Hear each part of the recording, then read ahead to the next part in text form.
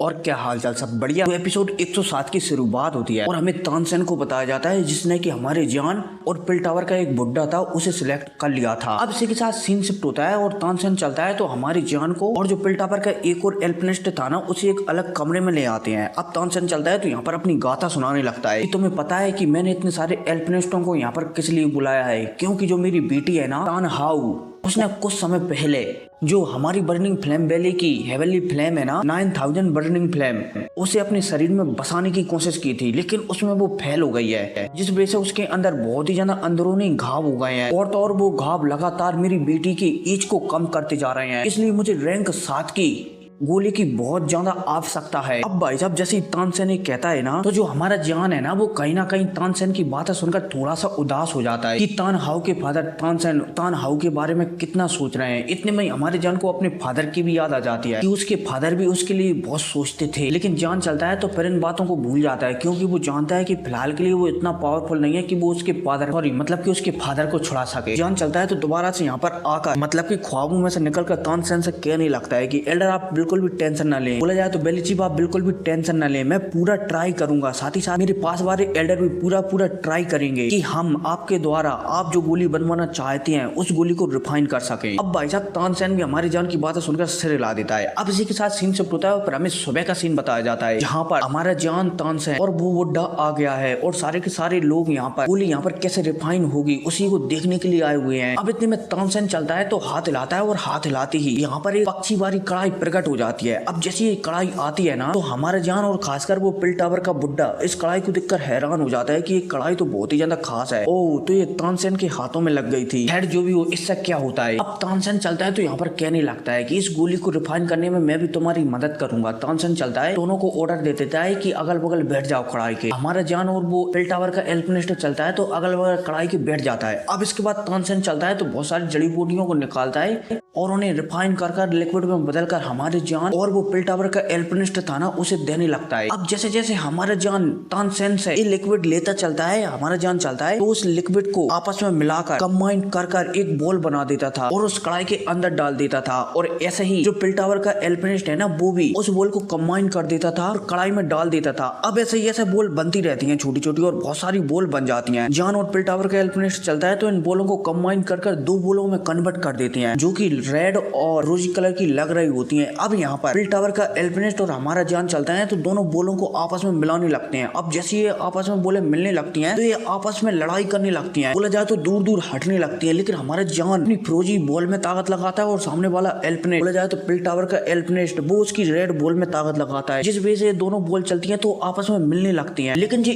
एक समय तक ही मिलती हैं, तभी वो पिल टावर का एल्पिनिस्ट था ना उसकी आध्यात्मिक शक्तियां बहुत ही ज्यादा कमजोर हो जाती हैं और वो यहाँ पर टपक जाता है, बोला जाए तो यहाँ पर बेहोश हो जाता है। अब जैसे यहाँ पर बेहोश होता है ना तो यहाँ पर जितने भी लोग थे ना वो सभी के सभी हैरान हो जाते हैं कि अब क्या होगा, अब क्या होगा, भला इस गोली का क्या होगा। इतने में हमारे जान को बताया जाता है जो कि समझ जाता है कि अब उसे 3 मिस्टीरियस चेंजिंग मिलने वाली नहीं है। लेकिन फिर जान चलता है तो खड़ा होता है और खड़ा होने के बाद तानसेन से कहने लगता है कि अब यहाँ पर कुछ भी नहीं हो सकता। तानसेन एक गोली तो पहले ही अब बिगड़ चुकी है, क्या मैं अकेला इस गोली को बनाने का ट्राई कर सकता हूँ। अब भाई साहब जैसे ही तानसेन जान की बात सुनता है ना तो वो समझ जाता है कि जान अब पगल या चुका है, क्योंकि वो यहाँ पर 3 मिस्टीरियस चेंजिंग को लेने के लिए आया था और उसके जो सपने टूट रहे हैं वो टूटता हुआ नहीं देख सकता, इसलिए जान अकेले ही गोली बनाने का ट्राई कर रहा है। अब इसके अलावा तानसेन के पास भी कोई उपाय नहीं था। तानसेन चलता है तो कह देता है कि भैया ठीक है बनाकर ट्राई कर लो, अगर बना सके तो ठीक है, वरना तुम अपने घर और मैं अपने घर। अब जैसे ही तानसेन कह देता है ना तो जान भी अपना सिर हिला देता है कि ठीक है। जान चलता है तो दोबारा से बैठकर अपनी आध्यात्मिक शक्तियां अपनी कढ़ाई में डाल देता है। अब इसके बाद जान चलता है तो अपने हाथों की सील बदलता है और सील बदलते ही जो कढ़ाई में था ना बोला जाए तो जो लिक्विड अभी तक नहीं मिल रहे थे, जान चलता है तो अपनी पावरफुल आध्यात्मिक शक्तियों से दोनों लिक्विडों को मिला देता है। अब जैसे ये लिक्विड मिलते हैं ना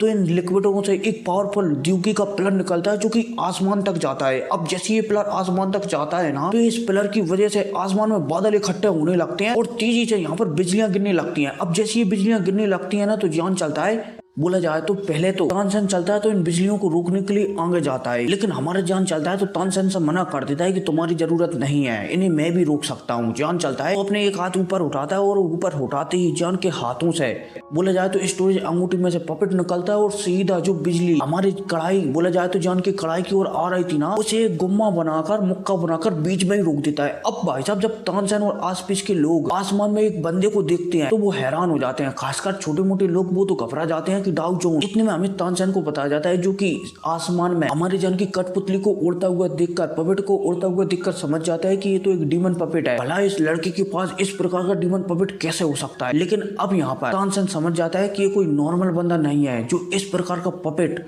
अपने पास रख सकता है। अब भाई साहब जैसे ही ये पपेट आसमान में बिजली को रोक लेता है ना, तो ये पपेट चलता है तो मस्त स्टाइल में एकदम नीचे धरती पर जाकर लैंड करता है धड़ा, और यहाँ पर आसपास देखने लगता है। अब इतने में हमारा जान चलता है तो खड़ा होता है और तानसेन के सामने जाकर अपनी मुट्ठी खोलता है जिसमें एक गोली तैर रही होती है, और फाइनली हमारा जान एक गोली को बनाकर तैयार कर लेता है। अब इसी के साथ सीन शिफ्ट होता है और फिर हमें अब पता नहीं 2-3 दिन बाद का सीन बताया जाता है या फिर कितने दिन बाद का, लेकिन सीन शिफ्ट होता है और फिर हमें बर्निंग फ्लेम वैली का जो एल्डर काउंसिलेशन हॉल था ना उसे बताया जाता है, जहाँ पर दूसरा और तीसरा बुड्ढा बर्निंग फ्लेम वैली का एल्डर तानसेन बोला जाए तो लीडर तानसेन से बहस कर रहे होते हैं कि भला तुम चुरपुटिया किसी भी लड़के को बर्निंग फ्लेम वैली की सीक्रेट टेक्निक 3 मिस्टीरियस चेंजिंग कैसे दे सकते हो। तानसेन चलता है तो इन बुड्ढों को समझा रहा होता है कि उसने मेरी मदद की है, इसलिए मैं उसे एक टेक्निक देना चाहता हूँ और मैं नियमों के हिसाब से ही उस लड़के को ये वाली टेक्निक देना चाहता हूँ, तो भला इसमें तुम भी कुछ नहीं कर सकते। अब भाई साहब तानसेन और फर्स्ट बुड्ढा और सेकंड बुड्ढा और तीसरा बुड्ढा आपस में बात कर ही रहे होते हैं, तभी यहाँ पर तान हाउ आ जाती है हमारी जान को लेकर। अब जैसे यहाँ पर हमारा जान आता है ना तो सबसे पहले सभी को ग्रीट करता है, लेकिन यहाँ पर जो दूसरे नंबर का बुड्ढा होता है वो कहने लगता है कि अच्छा तुम्हें चाहिए 3000 मतलब की sky fire 3 mysterious changing technique, बच्चे क्या तुम उसके अलावा कुछ और नहीं ले सकते। अब भाई साहब जैसे ये दूसरे वाला बुड्ढा एक कहता है ना, तो यहाँ पर तानसेन चलता है तो दूसरे वाले बुड्ढे की ओर घूरकर देखने लगता है और कहने लगता है कि क्या तुम्हें लगता है कि मैंने ये सवाल इस बच्चे से ना पूछा होगा। दूसरे वाला बुड्ढा चलता है तो कहने लगता है कि लीडर आप गुस्सा ना हो, वो तुम्हें मजाक मजाक में ये वाला सवाल पूछ रहा था। इतने में तीसरे नंबर का बुड्ढा चलता है तो वो घूर घूर कर हमारे जान को देखने लगता है, और मुझे ऐसा लगता है यार कि जो बुड्ढा है वो ना तीसरे नंबर वालों जाके बारन में कोई ना आग लगा दे, इसलिए बेचारे के बाहर खड़े ही अकेले रह गए। और टॉपिक पर आते हैं। अब यहाँ पर इनके बीच बातचीत होने लगती है। दूसरे नंबर वाला बुड्ढा चलता है तो यहाँ पर कहने लगता है कि मैं कुछ समय पहले मतलब कि हमारी जान से कहने लगता है कि इसका नाम यान साहू है, मुझे पता नहीं कि इसका नाम असली क्या है, लेकिन ये अपनी काबिलियत छुपा रहा है, बोला जाए तो चेहरा छुपा रहा है, और हम ऐसे किसी भी बंदे को स्काई फायर 3 मिस्टीरियस चेंजिंग नहीं दे सकते जो अपने चेहरे को छुपा रहा हो। अब जैसे ही हमारा जान दूसरे नंबर वाले बुड्ढे की बात सुनता है ना तो वो तुरंत अपने चेहरे पर से मास्क हटा देता है। अब जैसे ये मास्क हटता है ना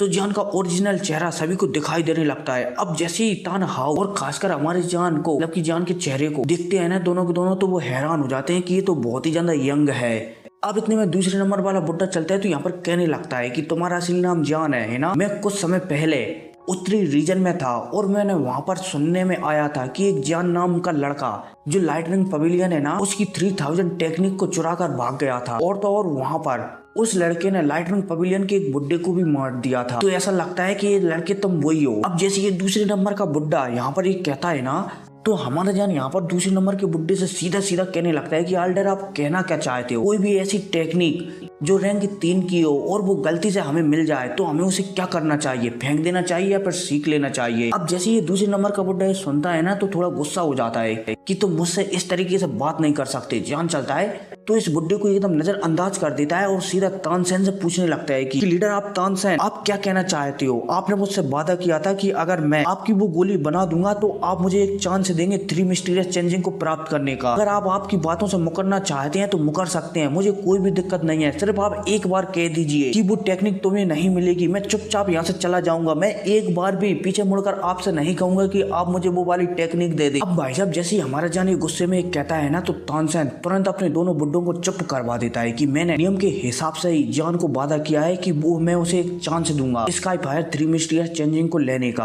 अब जैसे ही तानसेन कहता है ना तो दोनों बुड्ढों में से जो दूसरे नंबर का बुड्ढा चलता है वो खड़ा हो जाता है और लीडर से कहने लगता है कि ठीक है लीडर आपने जब वादा कर ही दिया है तो नियम के हिसाब से एक काम होगा। नियम ये कहते हैं कि स्टूडेंट का जो भी टेस्ट लिया जाता है ना वो एल्डर द्वारा लिया जाता है, तो इस टेस्ट को हम ही लेंगे। अब जैसे ही तानसेन इस बुड्ढे की बात सुनता है ना तो वो कुछ भी नहीं कह पाता। हमारे जान भी हमें सिर हिला देता है कि ठीक है मैं टेस्ट को देने के लिए तैयार हूँ। अब इसी के साथ सीन शिफ्ट होता है और हमें मैदान का सीन बताया जाता है। यहाँ पर जो दूसरे नंबर का बुड्ढा चलता है तो सबसे पहले तो ये कहता है कि मैं जान से फाइट करूंगा, लेकिन फिर कुछ समझा नहीं पाया। यहाँ पर जो तीसरे नंबर का बुड्ढा होता है ना वो मान जाता है कि ठीक है मैं फाइट कर लेता हूँ। हालांकि यहाँ पर तान हुआ भी इन दोनों बुड्ढों और अपने फादर से कहती है कि तानसेन जबकि जान बहुत ही ज्यादा कमजोर है, बोला जाए तो यंग एज का है, इसलिए आप दोनों का फाइट करना उससे सही नहीं होगा, उसे मुझसे फाइट करने दो। लेकिन तीसरे नंबर का बुड्ढा चलता है तो मना कर देता है कि नहीं लेडी, बोला जाए तो प्रिंस है, आप बहुत ही ज्यादा यंग हैं। इसके अलावा जान ने आपके लिए गोली बनाई है, इसलिए हो सकता है कि आपके दिल में जान के लिए कुछ कमजोर भावनाएं हो जाएं, इसलिए आप जान पर दया दिखा दें। अब जैसे ही यहाँ पर तीसरे नंबर का बुड्ढा कहता है ना तो तान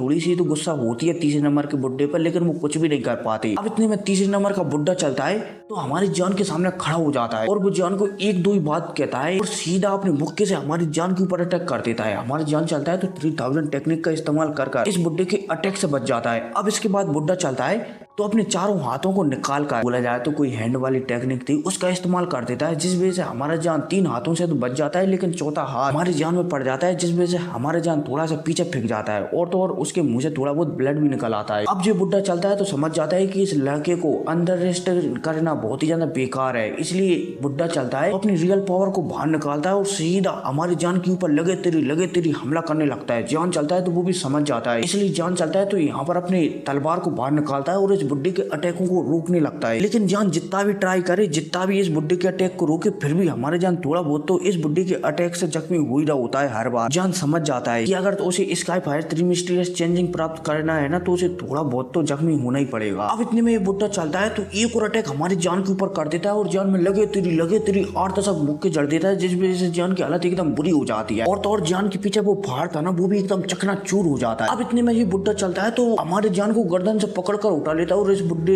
मतलब कि हमारे जान को धमकाने लगता है कि लड़के हार मानते हो या फिर यहीं पर टेंट हुए दबा दूं। अब इससे पहले बुड्ढा हमारे जान का टेंट हुए दबाता है, इससे पहले इस बुड्ढे को पता चल जाता है कि ये तो सिर्फ एक आफ्टर इमेज है। इतने में ये बुड्ढा पीछे दिखता है तो उसे वहां पर हमारा जान खड़ा हुआ दिखाई देता है और तो और हमारा जान एक अटैक को बना रहा होता है। अब जैसे ये बुड्ढा हमारे जान को इतना पावरफुल अटैक को बनाता हुआ दिखता है ना तो ये बुड्ढा चलता है तो ये भी एकदम आसमान में तितली की तरह उड़ता है और यहाँ पर एक फॉर्मेशन बनाने लगता है, बोला जाए तो एक बहुत ही ज्यादा पावरफुल अटैक बनाने लगता है। अब ये बुड्ढा चलता है तो अपना अटैक बनाकर हमारी जान के ऊपर कर देता है और इधर दूसरी साइड हमारा जान चलता है तो उसने भी अपने 3 कलर का एंग्री बुद्धा लोटस बना लिया था। हमारा जान चलता है तो वो भी इस बुड्ढे के ऊपर काउंटर अटैक कर देता है। अब जैसे दोनों अटैक आपस में यहाँ पर टकराते हैं ना तो दिल को दहला देने वाला धमाका होता है बड़ाम और चारों तरफ शक्तियों की लहरें निकलने लगती हैं। अब इतने में इन दोनों अटैकों की वजह से यहाँ पर एक पोर्टल ओपन हो जाता है और सभी चीजें जब पोर्टल चलता है तो अपने अंदर खींचने लगता है। अब जब यहाँ पर आसपास के लोग, बोला जाए तो बर्निंग फ्लेम वैली के स्टूडेंट इस पोर्टल को ओपन होते हुए देखते हैं ना तो वो थोड़ी डर जाते हैं। इतने में तानसेन चलता है तो वो आगे बढ़ता है और यहाँ पर अपने हाथों की सील बदलती है, यहाँ पर एक दरार ओपन करता है, जिस वजह से यहाँ पर जो ब्लैक होल और आसपास की जितनी भी एनर्जी थी ना सारी की सारी एनर्जी इस दरार में भिजाकर फिलहाल के लिए बर्निंग फ्लेम वैली को बचा लेता है और इसी बचाने के साथ ये एपिसोड खत्म हो जाता है। हर कोई नहीं, मिलते हैं अगली वीडियो में। Take care.